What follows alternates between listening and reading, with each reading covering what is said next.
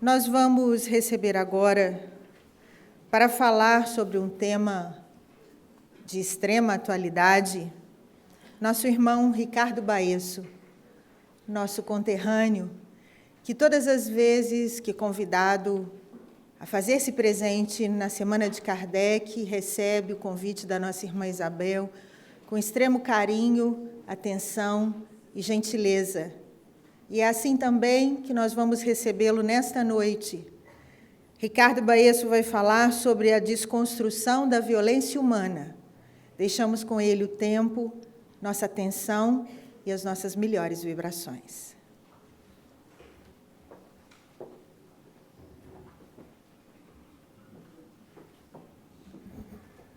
Muita paz, meus amigos, para todos nós. Nós temos nos referido com insistência à problemática da violência humana. Examinamos suas causas, estudamos suas manifestações, as suas consequências, propomos medidas no sentido de reduzir a sua prevalência, a violência nas mais diferentes modalidades, o homicídio, os furtos, a invasão de domicílios, os sequestros, os crimes passionais. E de tal forma falamos e ouvimos falar a respeito da violência, que a impressão que se tem é de que a violência e a criminalidade estão no DNA da sociedade contemporânea. A impressão que nós temos é de que os índices de violência vêm crescendo de forma exponencial e alguns acreditam que nós vivemos hoje a época mais violenta da história da nossa espécie.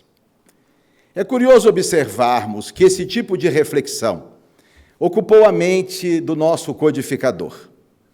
Porque há um momento em O Livro dos Espíritos, precisamente na questão 784, em que Allan Kardec vai apresentar aos benfeitores uma indagação que, se nós hoje pudéssemos, teríamos apresentado. Kardec formula a pergunta da seguinte maneira: a perversidade do homem é imensa. Parece até que, do ponto de vista moral, o homem recua em vez de avançar.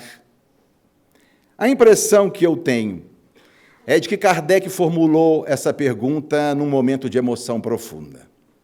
Talvez ele tivesse sido vítima de uma situação de truculência, ou alguém de sua família, ou talvez em Paris, naquela época, uma onda de criminalidade varresse as ruas daquela cidade. Porque notem que, ao formular a pergunta, Kardec é contundente. Ele é duro. Ele afirma: a perversidade do homem é imensa. E prossegue: será que nós estamos piorando moralmente em vez de avançar? A essa indagação, os Espíritos vão dar uma resposta surpreendente. Eles dizem assim: enganas-te. Observa o conjunto e verás que o homem avança moralmente, porque melhor compreende o que é o mal e dia a dia vai coibindo os abusos.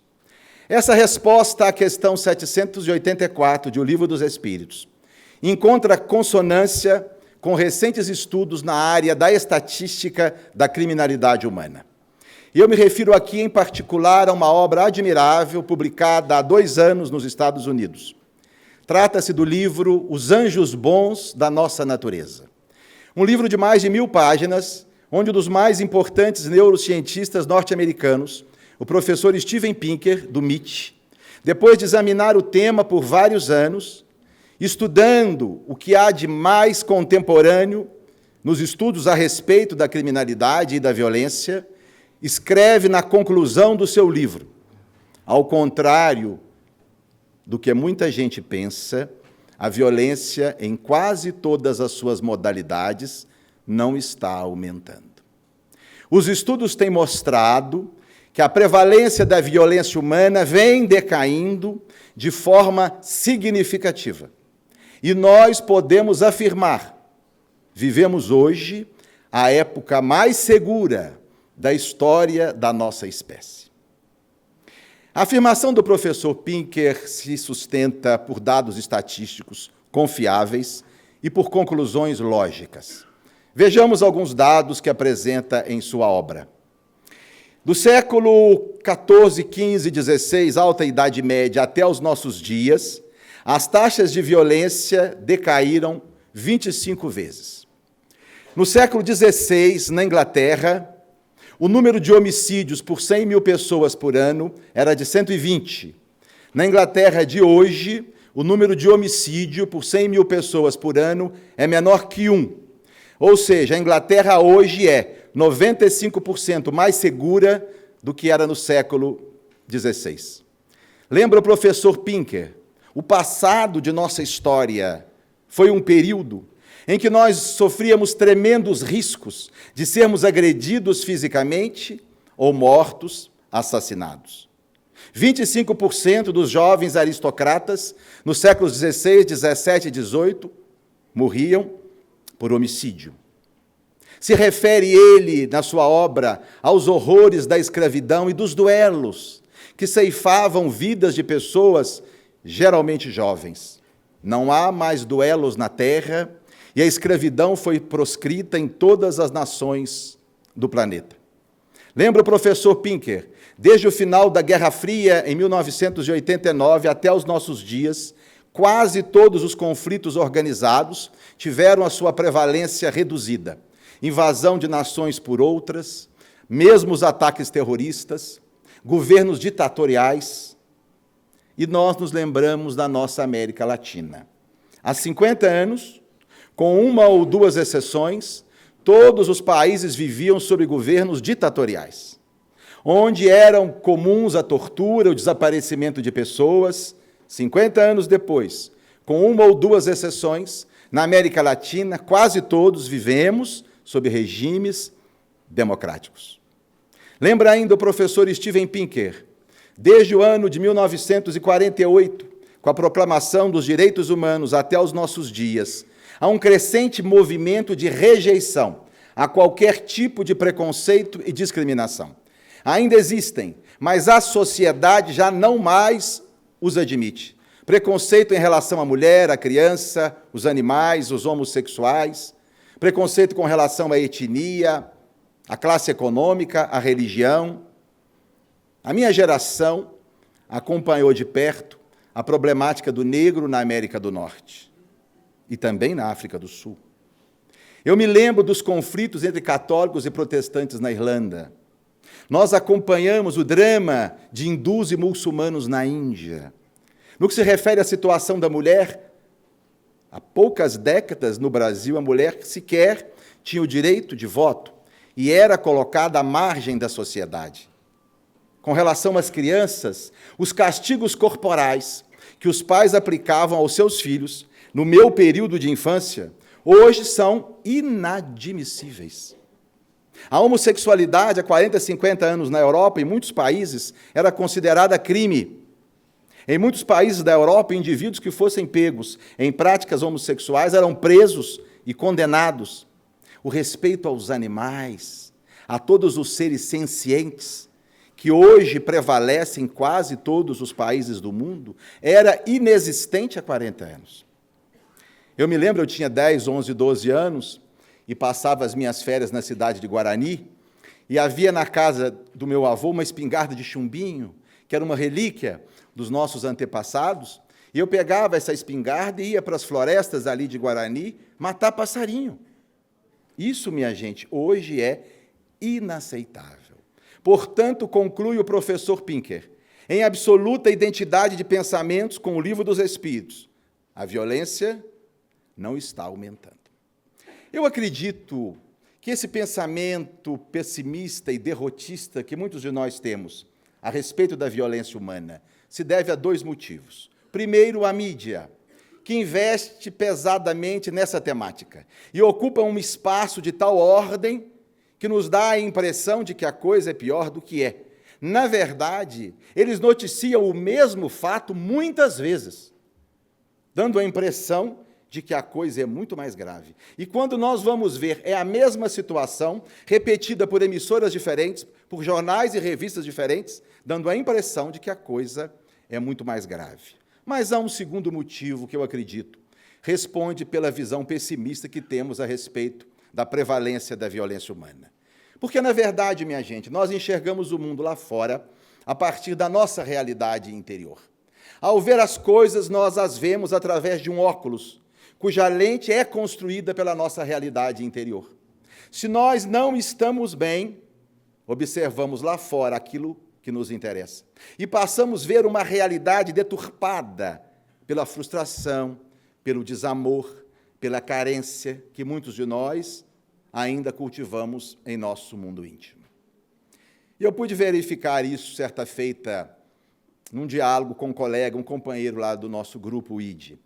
Ele havia deixado o seu automóvel no estacionamento da cidade, num local onde ele sempre costuma deixar. E ao buscar o automóvel, a mocinha, a funcionária, a quem ele conhece, ele então a cumprimentou gentilmente: "Bom dia, fulana." E ela voltou-se e disse assim: "Bom dia? Como bom dia se arrombaram a loja do vizinho mais uma vez? Como bom dia se apareceu mais um corpo de adolescente na Zona Norte? Como bom dia se os pivetes estão aí tomando as sacolas das senhoras?" Ele achou a resposta dela muito estranha e resolveu conversar com ela. E descobriu o quê? Ela não estava bem. Problemas no casamento, dificuldades financeiras, conflitos familiares. E via o mundo lá fora a partir da realidade que lhe era própria. O mundo, minha gente, é como é. Há pessoas boas, há pessoas sinceras, há pessoas dedicadas ao bem, mas há pessoas perturbadas, há pessoas exploradoras, há pessoas que assumem uma condição de vítima para explorarem, para se beneficiarem. Compete a cada um de nós decidirmos em que grupo de pessoas vamos focar as nossas emoções. Eu, por exemplo, atendo a mais de 30 pessoas por dia. Dessas pessoas que eu atendo todos os dias, eu percebo que a maior parte delas sai feliz da minha consulta, esperançosas, satisfeitas com os resultados. A maior parte sai feliz. Mas sempre, todos os dias, há 2, 3 ou 4 pessoas que saem da minha consulta não muito felizes. Ou porque esperavam a solicitação de exames mais sofisticados, ou porque contavam que os resultados terapêuticos fossem mais notáveis, ou porque queriam atestados mais longos para afastamento do trabalho. Não importa o motivo, não saem bem comigo. Ora, compete a mim decidir em que grupo de pessoas vou focar as minhas emoções. Porque se eu foco as minhas emoções naquela minoria que não sai bem, eu vou construir em mim uma emoção que não é boa. Vou levar essa emoção para a minha casa, para a minha esposa, para os meus filhos, alimentando uma corrente que não é boa para nenhum de nós. Há muitas pessoas boas na Terra. Há pessoas que convivem conosco, que são pessoas virtuosas, pessoas honestas, pessoas generosas. Há pessoas que possuem virtudes ocultas, e muitas vezes de indivíduos os quais nós jamais poderíamos imaginar uma ou outra conduta, uma ou outra situação de apoio surge, nos deixando muitas vezes encantado. Conversando outro dia com um cidadão do bairro Santa Luzia, ele me contou uma experiência que ele vivenciou. Ele saía de casa pela manhã e um rapazinho, reconhecidamente usuário de crack, do bairro Santa Luzia, se aproximou dele e disse assim: "Ô tio, me dá aí R$2 para inteirar o almoço." E ele disse: "Olha, eu não tenho, mas eu vou te arrumar sim. Eu estou indo ao banco retirar algum dinheiro. Na volta, lhe darei os seus R$2. E realmente ele foi, retirou o dinheiro. Na volta, o rapaz estava por ali, deu-lhe os R$2. E quando entrou em casa e foi separar o dinheiro para fazer os pagamentos, viu que ele havia cometido um engano. Em vez de lhe dar uma nota de R$2, ele havia lhe dado uma nota de R$100. As notas são um pouco parecidas. Ele então pensou assim: perdi, né? Já era. Larga para lá. Em menos de 2 minutos, batem a porta, é o garoto. "Ô tio, eu lhe pedi foi R$2 só, não foi 100, não." E lhe devolveu o dinheiro. Mas quando nós mostramos aqui, minha gente, em consonância com o pensamento do professor Pinker e com o pensamento de O Livro dos Espíritos, que a violência não está aumentando, nós não queremos dizer que o problema está resolvido. Muito longe disso. O problema existe, o problema é real, e nós precisamos examinar caminhos que nos conduz a uma vida mais pacífica. Mas o que tem mais preocupado hoje os autores espíritas não é a violência do bandido, não é a violência do traficante, do líder de quadrilha, do assaltante profissional. Nós sabemos que esses espíritos estão sendo encaminhados para mundos primitivos. E lá encontrarão o meio que vai propiciar a eles o desenvolvimento do seu sentimento. O que mais tem preocupado a todos nós hoje é a violência do homem comum. A violência do pai de família que paga os seus impostos, do cidadão correto. A violência da dona de casa, a violência do jovem, a violência do senhor de idade. Essa violência nossa de cada dia que nós precisamos examinar mais seriamente. No mês de agosto do ano de 2013, a imprensa noticiou na Bahia o seguinte fato. Em Salvador, na avenida principal, um automóvel dirigido por uma jovem senhora de 30 e poucos anos seguia na pista da direita, quando numa motocicleta, dois jovens, um casal, vem e esbarra, quebrando o espelho retrovisor do automóvel. Eles param, há uma discussão entre eles, e como não se entendem, o casal entra na moto e vai-se embora. A moça do automóvel, inconformada com o resolvido ali, pega o seu automóvel, um automóvel possante, importado, vai em direção à moto, perseguindo por aquela avenida da capital baiana, consegue encurralá-los numa região onde eles não tinham como fugir, havia um poderoso muro de arrimo, e ela então joga o seu automóvel contra os dois, matando-os na hora. Essa moça de 30 anos era uma médica oftalmologista, não era uma bandida.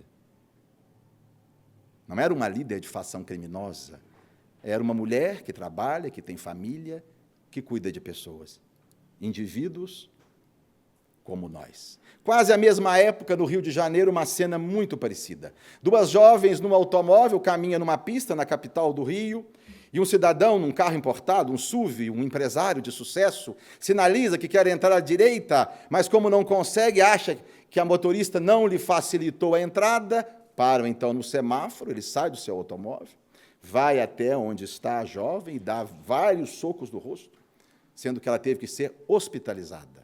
Essas moças eram publicitárias, iam para o trabalho. Esse rapaz não era bandido, era um empresário bem-sucedido que paga seus impostos. Pessoas como nós. Eu me lembro aqui em nossa cidade um incidente envolvendo um grande médico, cirurgião plástico, hoje já desencarnado, à época professor da universidade, já numa idade bem avançada.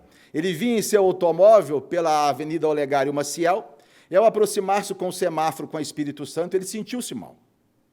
E não viu que o sinal estava fechado, abalroou um automóvel que estava na frente. Sai do automóvel, um rapaz muito forte, de 28 anos, vai até o automóvel dele, e mesmo vendo que era um senhor de idade e que não estava bem, deu-lhe um soco no rosto, levando a uma fratura dos ossos nasais. Esse rapaz de 28 anos não era bandido. Era um trabalhador, casado, pai de duas meninas, pessoas como nós. Me lembro de meu pai, já bem idoso, próximo dos 80 anos, veio à nossa cidade e foi ao centro ali fazer umas comprinhas. E ao retornar para a casa da minha irmã, ao atravessar a rua Batista de Oliveira, vinha uma bicicleta. E para safar-se da bicicleta, ele esbarrou no espelho retrovisor de um automóvel que estava parado, soltando o espelho. E ele então foi tentar recolocar o espelho no local, quando a dona do carro, uma senhora muito distinta, muito bem vestida, saindo da loja e vendo aquele velho que mexia no espelho retrovisor do carro, pôs-se a gritar, a ofendê-lo com palavras chulas, palavras obscenas, e aquele senhorzinho ficou ali sem nem saber o que fazer, e as pessoas olhando. É essa violência, minha gente, que nós precisamos examinar. E quais os caminhos? Que medidas? Onde nós precisamos agir para encontrarmos uma sociedade mais pacífica? Diante de quase todo confronto humano, somam-se duas forças antagônicas para que o confronto se dê. Via de regra, há uma primeira força de alguém que invadiu um espaço alheio, de alguém que desconsiderou um direito do outro, de alguém que cometeu alguma atitude que não deveria ser cometida. Mas, do outro lado, há uma outra força, oposta a essa, que se soma à primeira para que o confronto se dê. A segunda força é daquele que não tolera, que não considera a possibilidade do outro não ter feito por maldade, de ser uma situação de ignorância, de descuido, de imprudência. A força de quem não é capaz de relevar o fato e então parte para o confronto. Para encontrarmos uma sociedade mais pacífica, nós precisamos neutralizar em nós essas duas forças. A força daquele que desrespeita o direito e invade o espaço do outro.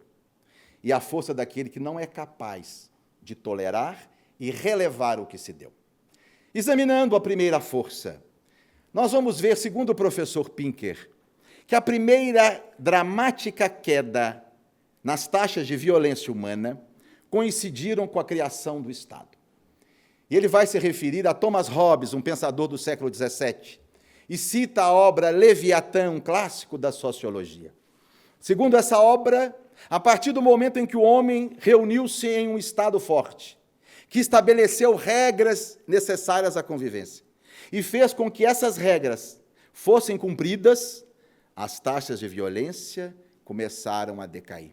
Porque se de um momento para o outro nós passássemos a tomar atitudes absolutamente corretas, sem jamais prejudicar a ninguém, sem jamais ocupar um território que não é nosso, se nós começássemos a fazer isso, em muito pouco tempo, as taxas de violência iriam se aproximar de zero. É como a história daquele cidadão que procurou o chefe do mosteiro para reclamar dos companheiros lá da instituição. E ele disse assim, mas, meu mestre, ninguém me entende. Eu não vejo da parte das outras pessoas daqui nenhuma dose de boa vontade para comigo. Aonde quer que eu vou, tem sempre alguém a pisar no meu pé. Foi quando o mestre disse, é porque você ocupa tanto espaço, meu filho, que as pessoas não têm outro jeito senão pisar no seu pé.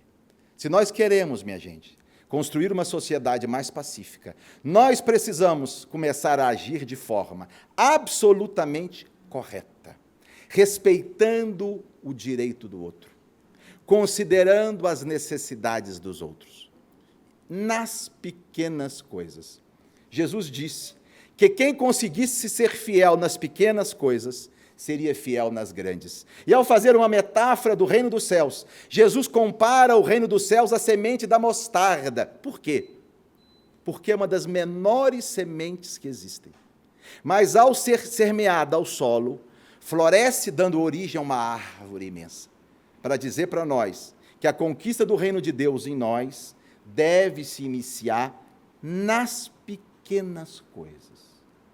Porque quando nós, por exemplo, estacionamos o nosso veículo num local proibido, nós estamos criando problemas para outras pessoas, ocupando um espaço que não é nosso por regras estabelecidas pela sociedade. Se nós atravessamos um semáforo com um sinal vermelho, naquele momento estamos ocupando um espaço que não é nosso por direito, que foi um minuto antes, que será um minuto depois, mas que naquele momento não é nosso, invadindo esse espaço.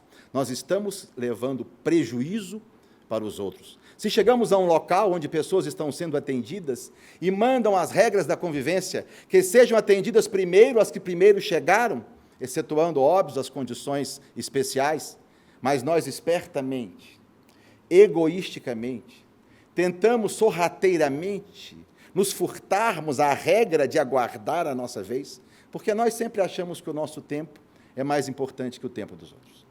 Nós sempre achamos que as nossas tarefas são mais prioritárias que as tarefas dos outros. E, egoisticamente, desrespeitamos um direito que é alheio. Na questão 812A de O Livro dos Espíritos, acho eu que, no momento de desabafo, Kardec apresenta aos benfeitores a seguinte indagação: será que um dia nós nos entenderemos? E a resposta, sim, quando formos justos uns para com os outros. E bem mais à frente, na 875, Kardec volta à carga e pergunta, mas o que é a justiça? E o conceito espírita de justiça é esse. A justiça consiste no respeito ao direito de cada um. E duas questões adiante, Kardec volta à carga e pergunta, a vida em sociedade impõe para o homem compromissos particulares? E a resposta, certamente. E o primeiro, e o maior de todos os compromissos humanos, é o de respeitar o direito do seu semelhante. Respeitar o direito do outro. Até mesmo o direito de não mais nos amar. Até mesmo o direito de já não mais querer a nossa presença. Até mesmo o direito de refazer a sua vida da maneira que lhe apraz. Porque os crimes passionais, minha gente, ocupam um espaço hoje inadmissível. E não são cometidos por bandidos. Não são cometidos por traficantes. São cometidos por pessoas comuns, mas pessoas que ainda não se aperceberam que quem ama de verdade liberta. Quem ama quer que a pessoa amada seja feliz, mesmo que isso implique o nosso afastamento daquela relação. Daí a necessidade de nós começarmos a examinar as relações afetivas, desconstruindo esse sentimento de posse, de acreditar que as pessoas nos pertencem, de que são obrigadas a estar conosco, de que nos devem obrigações no campo do afeto. Libertar para sermos libertados. E aqui considerar o que é importante, a nossa postura no jogo afetivo, sem querer de forma alguma justificar as agressões passionais, mas temos que considerar também o papel indutor das possíveis vítimas. Porque muitas vezes, aqueles que hoje configuram-se numa situação de vítima, tempos atrás, foram aqueles que induziram no outro um sentimento, sem estrutura para alimentá-lo depois. Eu tinha 17 para 18 anos, estudava no Instituto Gramberry, quando um pastor muito conceituado veio a Juiz de Fora falar aos jovens. E o tema foi a afetividade humana. Mas ele disse algo para nós, éramos adolescentes, que eu nunca me esqueci. Isso já tem um bom tempo. Ele disse assim, não diga ao seu namoradinho ou à sua namoradinha, eu amo você. Não diga. Diga assim, eu gosto de estar com você, a sua presença me agrada, você me interessa. Deixa para dizer que o ama bem mais para frente, quando você estiver convencido disso. Mas é exatamente o que muitos de nós não fazemos. Para cortejar, para conquistar, começamos com uma série de adjetivos absurdos, sem saber o quanto nós estamos criando no coração do outro um sentimento que muitas vezes nós não seremos capazes de alimentar no futuro. Daí a necessidade de vigiarmos as nascentes do coração.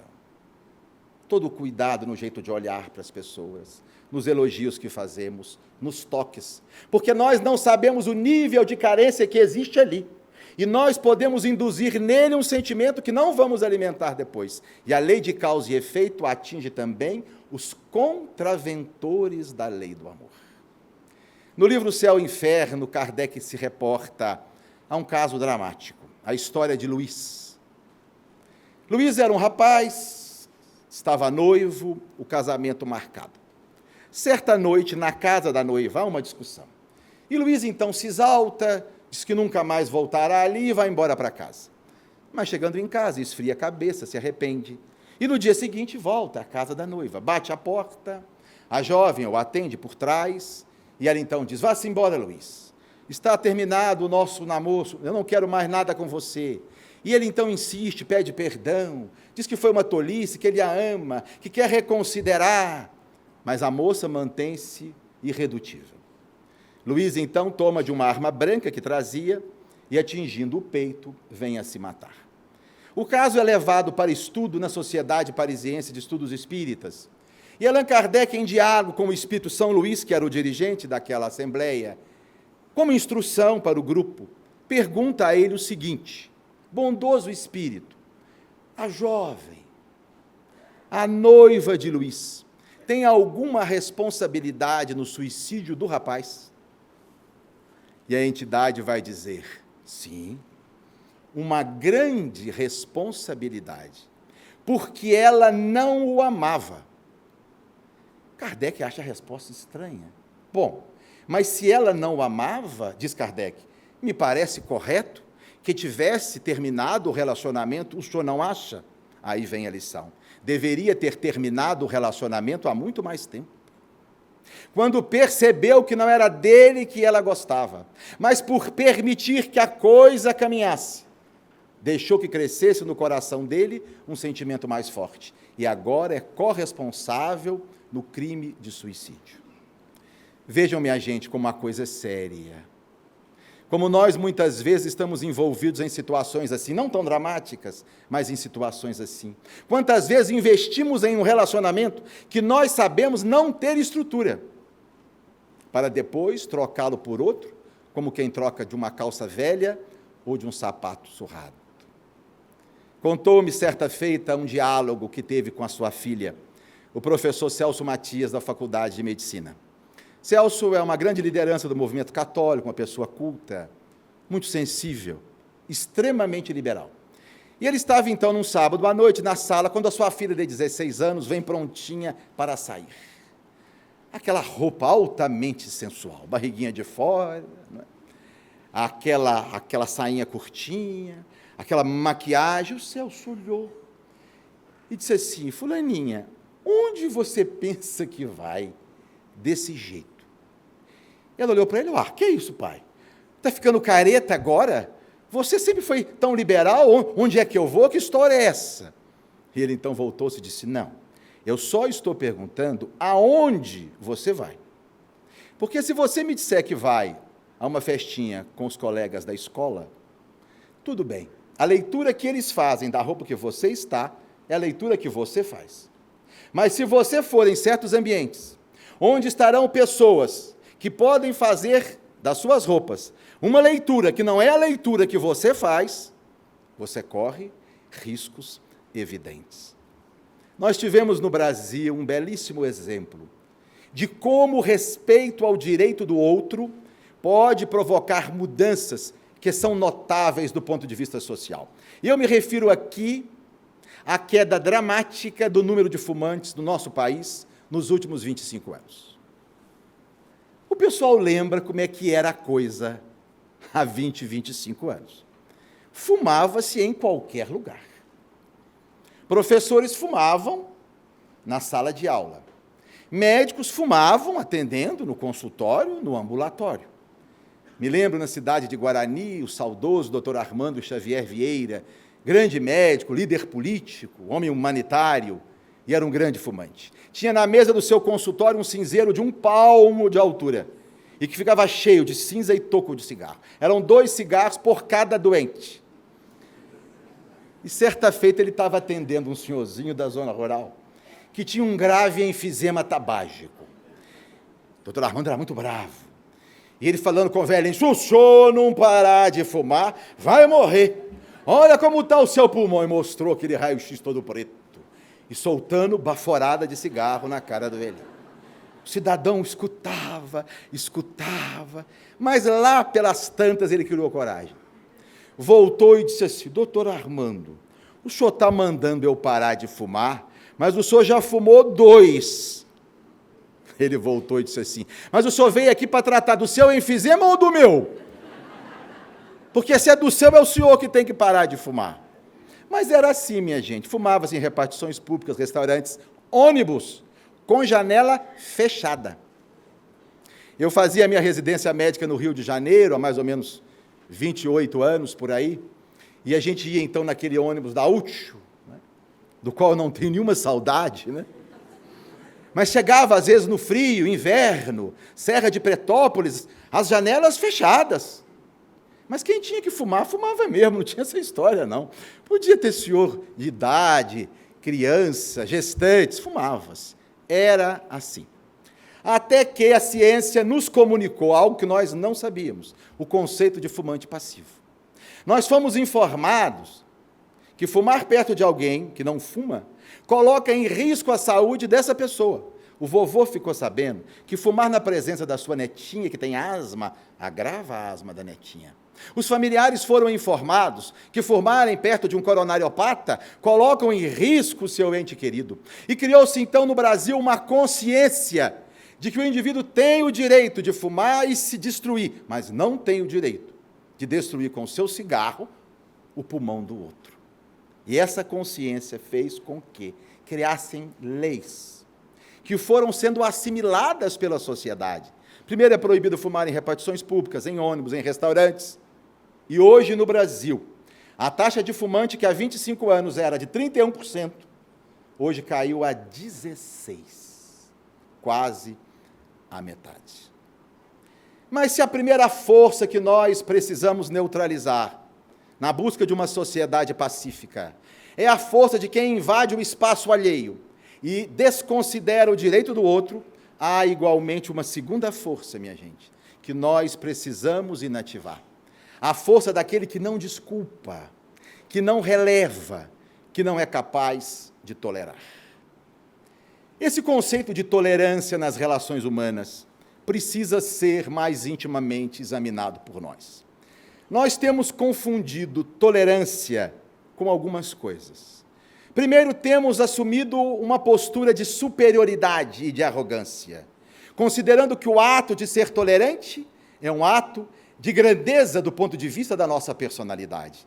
E muitos de nós nos colocamos no altar, numa tribuna, e dizemos, eu te perdoo, como se nós fôssemos postos de virtude e o outro um ser inqualificável. Tolerar não pode ser uma atitude de superioridade. Muitos de nós confundimos também tolerância com afetividade, com gostar do outro. Não é necessário tolerar, gostar para tolerar. Para gostar de alguém, é necessário ter confiança, identidade de gostos, afinidade. É necessário que haja simpatia. E eu me lembro aqui de Martin Luther King Jr., num discurso memorável, ele dizia assim, dou graças a Deus todos os dias, por Jesus ter dito, amai os vossos inimigos, e não gostai dos vossos inimigos. Porque há pessoas de quem eu não consigo gostar. Como eu posso gostar de alguém que violentou a minha filha? Como eu posso gostar de alguém que a vida inteira prejudicou o meu filho? Para gostar de alguém é necessário que haja confiança, afinidade, simpatia. Gostar é trazer perto. Eu não posso gostar dessas pessoas, mas Jesus não me pediu que gostasse delas. Jesus me pediu que as amasse. Amar é não desejar o mal. Amar é não dar o troco. Amar é ser útil quando preciso. Eu, então, não consigo gostar de todas as pessoas, mas me esforço para amar a todas. Tolerar também não é, minha gente, aceitar o erro do outro. Porque muitas pessoas dizem assim, quer dizer então que eu sou obrigado a aceitar os defeitos dele? Eu sou obrigado a aceitar os erros dela? Cuidado. Se nós começamos a aceitar o erro dos outros, a humanidade não progride. O confronto diante do erro é uma atitude de sabedoria e amadurecimento espiritual. Jesus nunca foi conivente com o erro, pelo contrário, tinha uma postura duríssima perante aqueles que sabiam que estavam comprometidos e continuavam no erro, que eram as lideranças religiosas e os políticos hipócritas da época. Não há nenhum relato de que Jesus tenha estado em Séforis e Tiberíades, as duas cidades ao norte da Palestina, onde se concentravam os poderosos da época. E os momentos finais de Jesus, no encontro que ele tem com as três grandes forças da época, denotam um homem firme, um homem coerente com a sua mensagem. Primeiro, ele passa por Pilatos, que representa o poder romano. E há um momento em que Pilatos lhe diz, você sabe que eu tenho poder para mandar matá-lo? E a resposta de Jesus é de uma dignidade, nenhum poder você teria sobre mim, se de cima não lhe fosse dado. Depois ele vai ser entrevistado por Anás e Caifás, que representam o poder religioso. E há um momento em que Anás volta e diz assim, diga aí, do que é que você está sendo condenado? Quais são os seus feitos?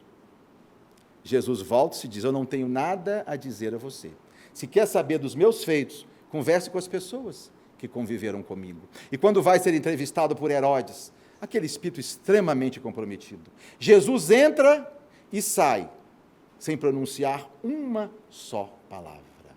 Nós não podemos ser coniventes com o erro. Nós não podemos fingir que não estamos vendo. Nós não podemos passar a mão na cabeça dos faltosos ou virar as costas para ignorar o erro alheio. Na questão 932 do Livro dos Espíritos, quando Kardec pergunta por que o mal ainda predomina na Terra, a resposta é duríssima: pela fraqueza dos bons. Essa é a resposta. Pela fraqueza dos bons. E prosseguem: os bons são acanhados, os maus são ousados. E concluem: quando os bons quiserem, mudarão essa ordem de coisas. Nós precisamos enfrentar o mal. A questão é, como vamos fazer isso? Porque muitas vezes, para combater o mal, nós cometemos atitudes mais graves do que aquelas que nós estamos combatendo. Certa feita eu descia a rua Padre Café, e no semáforo com a Independência eu observei uma cena. No passeio da direita, um rapazinho de uns 17 anos trazia um cachorrinho. E a impressão que eu tive, que ele deu lá uns tablefes no cãozinho, não sei por que razão. Mas do outro lado do passeio, um rapaz forte, de uns 30 anos, vendo o que o outro fizera no animalzinho, põe-se em defesa do cachorro do outro lado, mas aos gritos, com palavras obscenas, ameaçando, xingando, e todo mundo parou para ver aquela cena e o rapazinho, se mandou. E eu fiquei pensando, curioso, para ir em defesa do animal, que sofria uma agressão de um rapaz, ele foi mais agressivo do que aquele a quem ele discordava. Daí, minha gente, o conceito de raiva justa que a psicologia nos apresenta hoje. Raiva não é defeito. Raiva é uma emoção, é fisiologia, herdamos dos animais. A raiva é uma resposta do sistema nervoso autônomo quando nós nos sentimos invadidos. É normal sentir raiva. A questão é, como é que nós vamos trabalhar isso em nossa vida? E a psicologia nos propõe, então, o que se chama de raiva justa. É uma raiva eivada de dignidade, de justiça. É uma raiva da pessoa nobre que vai em defesa daquele que é vítima de uma situação cruel. E me lembro aqui do pensamento de Aristóteles, notável a esse respeito. Num de seus livros, Aristóteles diz assim: qualquer um pode zangar-se, isso é fácil, mas zangar-se com a pessoa certa, na medida certa, na hora certa, pelo motivo certo e da maneira certa, isso não é nem um pouco fácil. Zangar-se, primeiro, com a pessoa certa. Muitas vezes é o que nós não fazemos. Viramos a mesa em cima de alguém que não é o responsável direto pelo nosso problema. Eu vejo isso no SUS. O usuário insatisfeito, e com razão, porque não tem atendido às suas necessidades de exames, de internação, chega no balcão do posto e vai brigar com quem? Com a funcionária da recepção, que recebe ordens de chefe, subchefe, gerente, subgerente, secretário, prefeito, mas é ela que tem que ouvir o nosso desaforo. É ela que é responsável por não ter médico, remédio, hospital, é ela que é a responsável. Raiva é justa? Perfeitamente. Você vai conversar com o secretário de saúde. Você vai ao prefeito municipal. Você vai ao presidente da República. Eles são os gestores do SUS. Eles é que têm que ouvir os nossos desaforos. Não é a mocinha que está ali no balcão. Ou então a gente no supermercado, a fila não anda.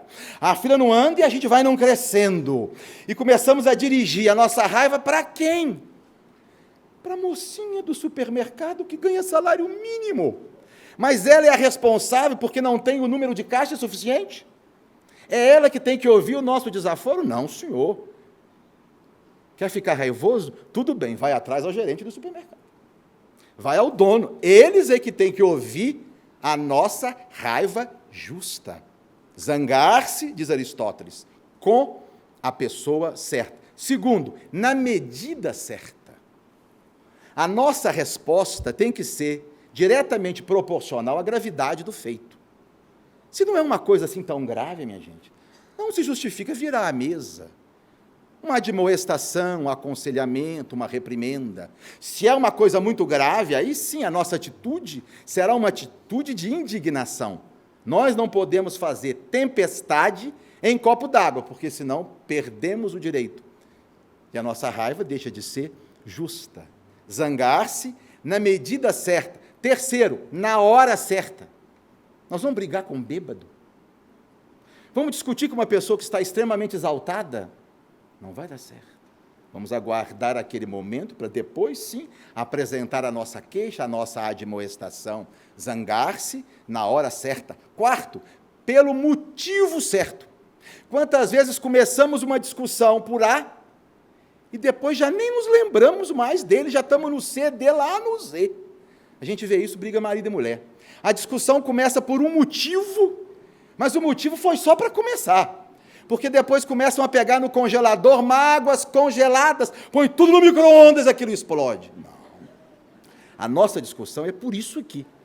Nós temos que discutir por isso, porque senão a raiva deixa de ser justa. E, finalmente, da maneira certa. Zangar-se sem agredir, sem humilhar, sem dessignificar o outro. Mas se tolerar não é nada disso, o que é tolerar? Tolerar é compreender. Compreender que as pessoas que convivem conosco não estão prontas ainda, completas, arrematadas. Todos nós, minha gente, somos seres em construção. Nenhum de nós está ainda arrematado, pronto. Daí a necessidade de compreender a dificuldade do outro. Tolerar é aprender a conviver nas diferenças. Paulo Freire dizia: as diferenças que existem entre nós são o caldo de cultura que permite a filosofia do diálogo. Porque se nós todos fôssemos absolutamente iguais, não haveria crescimento espiritual. Tolerar é desculpar, aprender a relevar. E a gente se agiganta moralmente. A gente se sente tão bem quando é capaz de dizer: tudo bem, deixa passar. Não foi assim tão mal. Eu também já fiz semelhante. E como nós nos sentimos bem, quando diante de uma escorradela moral, quando diante de um equívoco pessoal, alguém nos diz: tudo bem, vamos deixar para lá, vamos nos recomeçar. O processo de reforma íntima, minha gente, nos fazendo efetivamente conhecer os nossos defeitos, obrigatoriamente tem que nos tornar mais condescendentes com o desvio do outro, porque nós vamos entendendo que nós também precisamos sempre da compreensão alheia. Quando começou essa neurose de levar celular para todo lado? As pessoas começavam a levar celular para o consultório do médico, para o ambulatório, e obviamente levavam também para o meu consultório. A gente não estava acostumado com a história e levava cada baita susto, né? Porque o povo deixava assim, volume máximo, né? Que é para tremer a sala.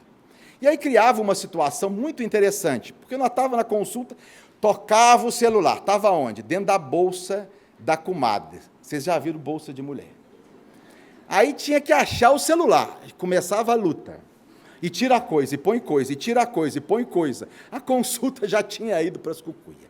Lá pelas tantas achava o celular. Aí ela ficava em dúvida, se atendia ou desligava.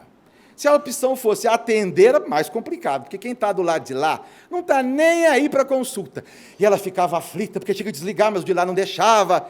Aí ela resolvia desligar e não lembrava como é que desligava, ficava aquela novela. Desligava, ligava de novo. Desligava, ligava de novo. Pronto, a consulta já tinha acabado. E eu confesso a vocês que isso me deixava um pouco irritado. Certa feita, eu fui ao dentista. Não levava celular, como não levo até hoje, mas naquele dia eu não sei porquê. Acho que foi por uma briga com a minha esposa. Era a briga 001 lá em casa. Minha esposa diria: você é um cidadão incomunicável. E eu digo: há 15 anos não existia isso, a gente vivia tão bem. Nunca ninguém precisou ligar para o meu celular, nunca. Sempre me acharam. Por que agora eu tenho que carregar uma máquina no bolso? Mais uma coisa para carregar? Não basta óculos, carteira e chave.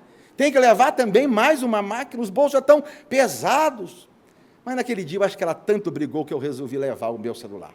E como eu não estava acostumado, ficou ligado estava e ficou no bolso. Fui para o dentista. Deitei, começou o procedimento, e essa maquininha de fazer doido começou a tocar. Começou a tocar, e eu pensei assim, Deus podia me ajudar, de não ser o meu. Podia ser do dentista, né? Ou da secretária, sei lá. Não. Era o meu. E eu fui ficando sem graça. O dentista parou. Voltou-se para mim, educadamente disse, Ricardo, por favor, atenda o celular. Mas eu fiquei com tanta vergonha que eu jurei a mim mesmo, nunca mais vou me irritar com o celular que toque onde quer que seja. Eu gosto muito da história de um cidadão que estava numa estação esperando a chegada do ônibus. Teve fome, pegou então um pacote de biscoito que ele havia comprado, abriu o pacote, tirou um biscoito, colocou o pacote no banco. Quando a mocinha que estava do lado olhou, pegou um biscoito e começou a comer também. Ele olhou para ela, mas que falta de educação. Como essa mocidade está? É claro que se tivesse me pedido, eu daria. Foi e tirou um segundo biscoito. Ela foi e tirou um segundo também. E cada vez que ele tirava um biscoito, ela tirava. Seu simpático já estava em 1000, pronto de levantar e virar o banco em cima da moça, até que sobrou o último biscoito. Ele, mais do que depressa, foi lá, pegou o biscoito e comeu. Ela olhou para ele, sorriu. Aí chegou o ônibus. Ele juntou as suas mochilas, entrou no ônibus, e quando foi guardar no bagageiro, viu lá dentro o seu pacote de biscoito. Aquele era o da moça. Aquele era o da moça. A culpa, minha gente, pode ser nossa. O problema pode ser nosso. Daí a necessidade de refletirmos mais seriamente. Se naquele momento nós formos chamados a desculpar, a tolerar, fazemos um inventário de nossa história e entendermos que nós também já cometemos coisas semelhantes. Nós também já atrasamos com os nossos compromissos. Nós também já dissemos vou e não fomos. Faço e não fizemos. Daí, quando Allan Kardec, no livro Obras Póstumas, examina os descontentamentos do dia a dia, ele escreve, diante de um problema qualquer, eu me coloco por antecipação no mundo dos espíritos e passo a ver aquela situação, não como um homem que tem fim e vai morrer, mas como um espírito eterno. E quando alguém perguntou ao Dr. Meyer Friedman, o maior estudioso de estresse dos Estados Unidos, professor, como o senhor consegue fazer para lidar com os contratempos do dia a dia, essas pessoas que dizem que vão e não vão, que dizem que fazem e não fazem, que dizem que entregam e não entregam, como é que o senhor faz, professor? Ele disse assim, eu emprego o teste dos 15 anos. E o repórter, como é esse teste? E ele disse assim, é muito simples. Diante de uma dessas situações aí, eu pergunto a mim mesmo, será que daqui a 15 anos isso vai ser importante? E como a resposta é não, eu deixo para lá. Como escreveu Jesus segundo o Evangelho Apócrifo de Tomé, o homem sábio é como um prudente pescador, que ao retirar a rede do mar, a trouxe cheias de pequenos peixes. Entre os pequenos havia um grande peixe, e como ele era sábio, devolveu ao mar aos peixes pequenos, ficando apenas com o peixe grande. E a lição é essa, nos fiarmos nas coisas realmente importantes da vida e aprendendo a deixar para lá as coisas sem significado profundo. Muita paz, minha gente, muita paz.